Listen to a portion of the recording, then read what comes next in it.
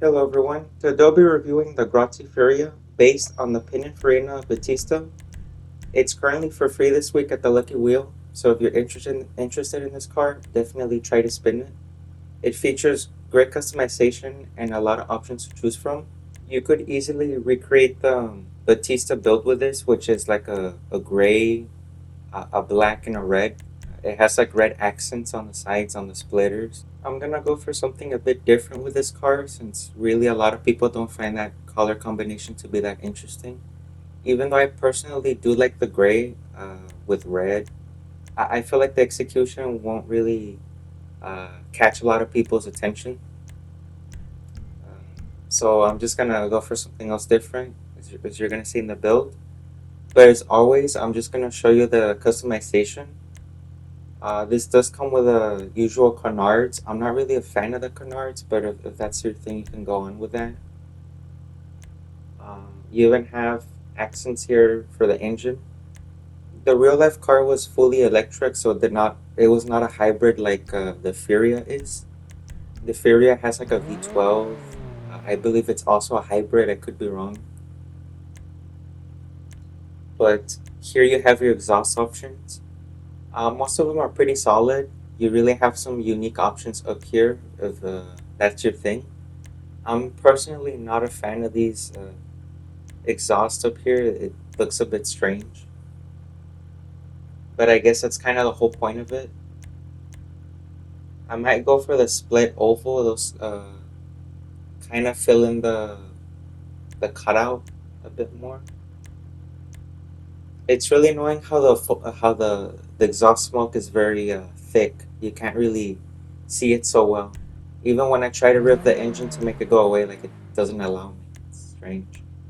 Here you have your hood options. These look very detailed. I personally like the instep hood. It ties in ties it in very well. But if you're into vents, I mean, you have a lot to choose from here.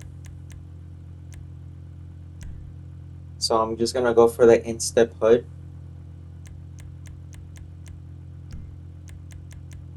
The liveries here are also pretty nice. You have your black and white usual stripes, and you have some other unique options such as the tricolor, which is the Italian flag colors. Then you have the dark two-tone. That's pretty cool. Then you have your usual real-life inspired liveries. I'm sure some of you may or may not know more about these liveries and what they're inspired by. The masterpiece, that one looks pretty cool. It's very unique to this car in particular. Then you have your usual primary and secondary mirrors, but I'm just gonna leave it carbon, which is it comes already stock in. For the car, I wanted to do like a white with a metallic pearlescent, but it really wouldn't translate that well with this car. It's kind of hard to pull off. So what I'm gonna do is just a typical red with a black. It's very iconic. Even though this car isn't under Ferrari, I believe some of the designers of the Battista worked with Ferrari, but I could be wrong since it has a lot of elements and design cues from the brand. Despite this car being under Rimac, if I'm mistaken. But here you have your usual splitter options. I'm not really a fan of these, but I'm sure some of you might like it.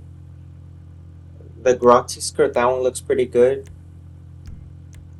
but it's not for me, it's too big. You can get this car very low, the suspension very low. So that's what I'm going to do, as you can see.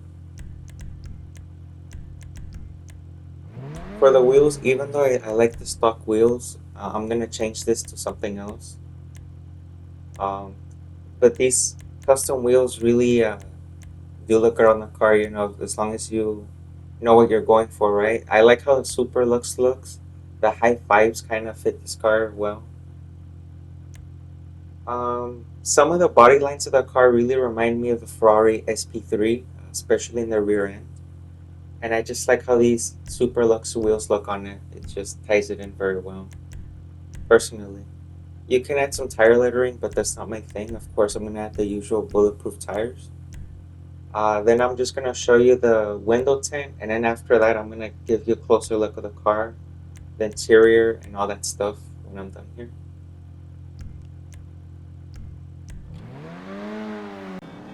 Detail and texture quality is great. As you can see, it comes with a front. Uh, it's nice that the front of the car actually opens as well. The interior of the car is also pretty nice. It is reused in a few other vehicles, such as the FMJ, but it does come with its own logo in the front or emblem. It's pretty cool that the glass there in the back opens for the V12 engine. I'm a very big fan of the car, how the car looks overall. I'm sure many of you can agree that this car is just very beautiful to look at. Speed is decent and handling is great. I just love how the acceleration of this car is. The handling is just great. However, the top speed leaves a lot to be desired. I feel like it could have been a bit more fun. You know, once it gets to its top speed, it doesn't really feel as engaging. It doesn't feel like the car's really pulling you along. But however, it still is surprisingly a competitive car. You can still use this with other supercars. I really do not recommend that there's other better options, especially when it comes to HSW vehicles. But overall, I mean, this car is still a decent pick, just not for 2.7 million. I feel like that's still a lot of money. So definitely try to win this car for free.